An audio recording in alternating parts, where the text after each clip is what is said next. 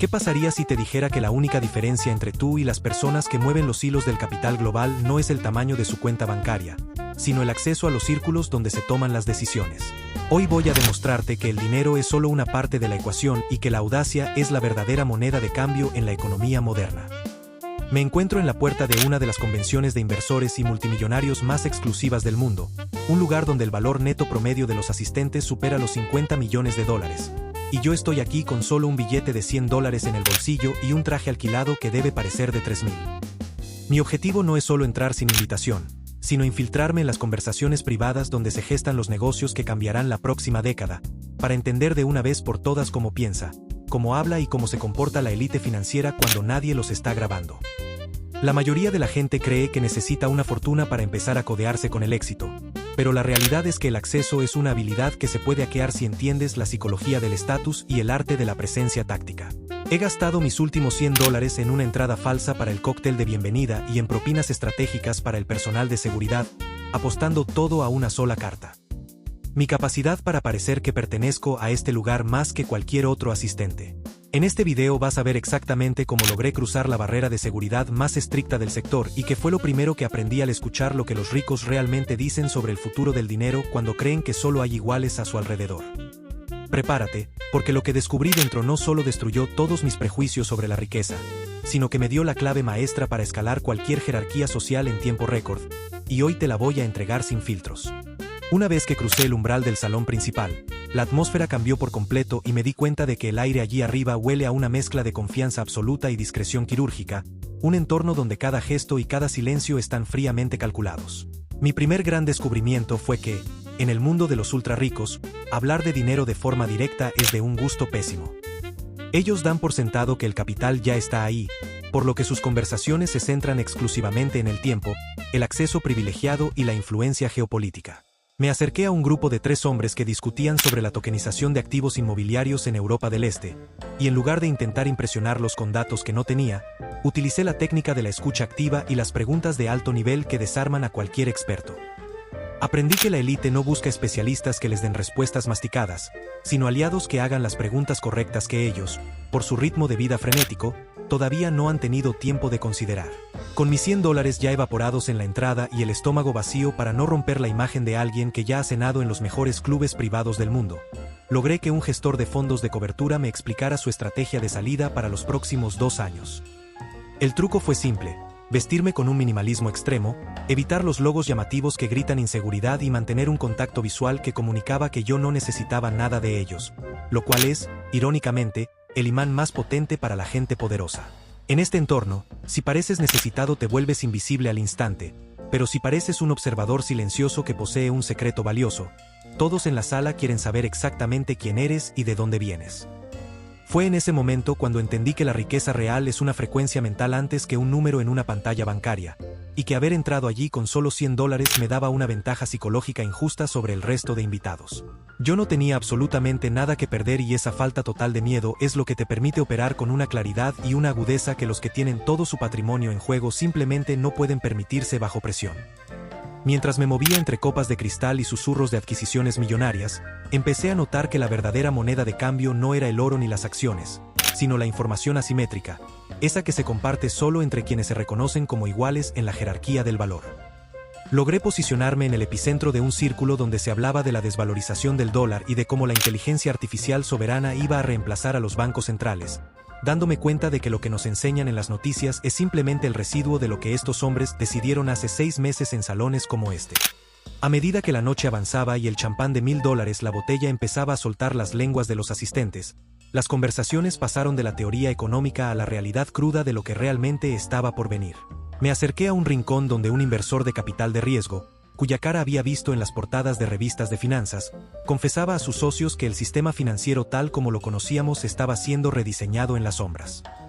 Escuché con absoluta claridad cómo los grandes capitales estaban abandonando los activos tradicionales para refugiarse en infraestructuras de inteligencia artificial privada y biotecnología de longevidad, temas que la prensa común apenas lograba rozar superficialmente. Lo que presencié allí no fue una simple charla de negocios, sino la ingeniería de la próxima década. Entendí que el retorno de inversión más grande del mundo no era una acción ni una criptomoneda, sino la red de contactos que te permitía enterarte de estas tendencias 6 meses antes que el resto del planeta. Estar en ese salón me confirmó que la desigualdad no era solo una cuestión de dinero, sino de velocidad de información. Mientras el público general esperaba a que las noticias salieran en los portales digitales, la élite ya había tomado posiciones y había cerrado las puertas de entrada para asegurar su monopolio. Mi infiltración me permitió ver el tablero de ajedrez completo y comprendí que para jugar a este nivel debías dejar de consumir contenido genérico y empezar a buscar fuentes de información que fueran costosas, difíciles de encontrar y extremadamente específicas. Cada minuto que pasé allí dentro valió más que cualquier máster en finanzas que hubiera podido pagar, porque recibí una educación en tiempo real sobre cómo se movía la energía del poder y cómo se protegía el patrimonio en tiempos de caos sistémico. Logré intervenir en una charla sobre la desglobalización, y al citar un concepto de decolonialismo aplicado a los mercados emergentes, noté cómo el círculo se abría para dejarme espacio. Me respetaron no por mi cartera, que ellos asumían que estaba llena, sino por mi capacidad de conectar puntos que ellos no habían visto.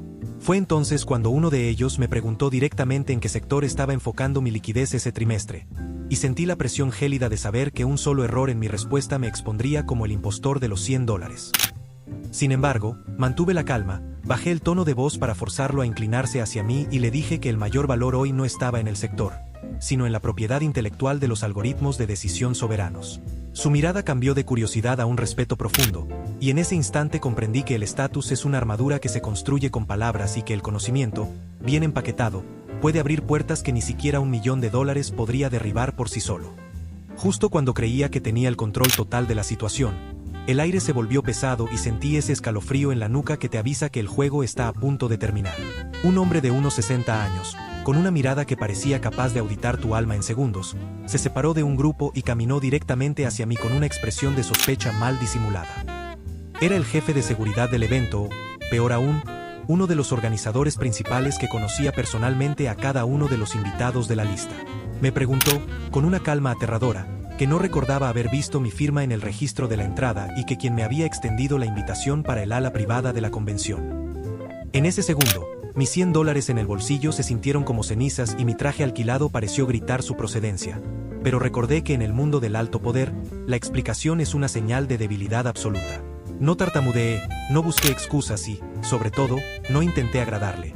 En lugar de eso, utilicé el silencio como un arma y lo miré fijamente durante 3 segundos eternos antes de responderle con una pregunta que atacaba directamente su posición. Le pregunté si su labor allí era interrumpir las conversaciones de los socios estratégicos o si simplemente estaba desactualizado sobre las nuevas incorporaciones del Consejo Consultivo Tecnológico. La duda cruzó sus ojos por una fracción de segundo, y esa fue mi ventana de escape. La élite teme más a ofender a alguien poderoso por error que a dejar pasar a un intruso bien vestido. Logré desviar su atención mencionando el nombre del gestor de fondos con el que había hablado minutos antes, creando una asociación de autoridad instantánea que me salvó de ser escoltado a la salida. Me di cuenta de que la mayoría de las personas viven bajo el permiso de los demás, esperando que alguien les diga que son lo suficientemente buenos o ricos para entrar en ciertas salas, mientras que la élite simplemente entra y asume su espacio. Comprendí que el acceso no se pide, se toma con una mezcla de preparación y una audacia que roza la arrogancia, porque en las esferas más altas del dinero, la percepción de poder es tan real como el poder mismo. Salí de ese encuentro no solo con mi cobertura intacta, sino con una comprensión profunda de cómo la gestión de la presión define quién lidera y quién sigue. Mientras mi corazón martilleaba en mi pecho, mi rostro permanecía como una máscara de mármol, imitando la frialdad de los hombres que deciden el destino de mercados enteros. Sabía que no podía quedarme mucho más tiempo tentando a la suerte, pero lo que ya había recolectado en términos de conocimiento y psicología valía más que cualquier botín físico que hubiera podido imaginar al entrar con ese billete de $100. Salí de aquel hotel de lujo con la misma calma con la que había entrado, pero mi visión del mundo se había transformado para siempre entre aquellas paredes de mármol y secretos.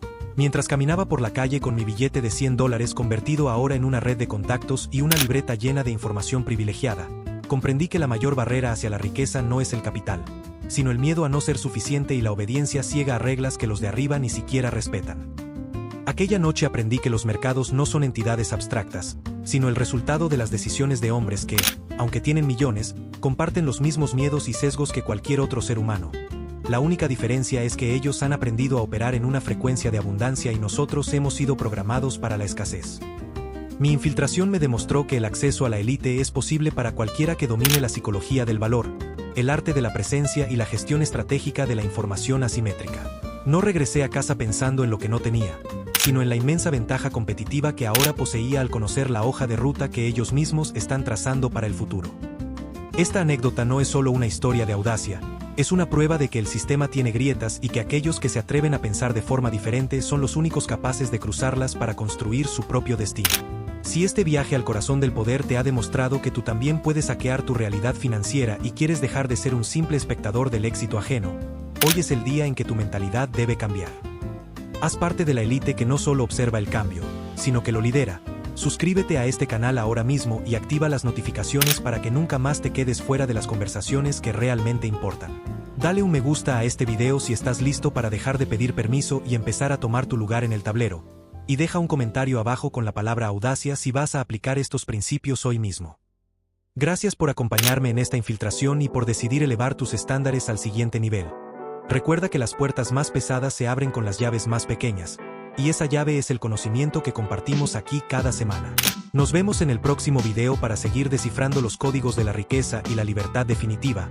Mantente enfocado y nunca olvides que el poder no se recibe, se arrebata con inteligencia y estrategia.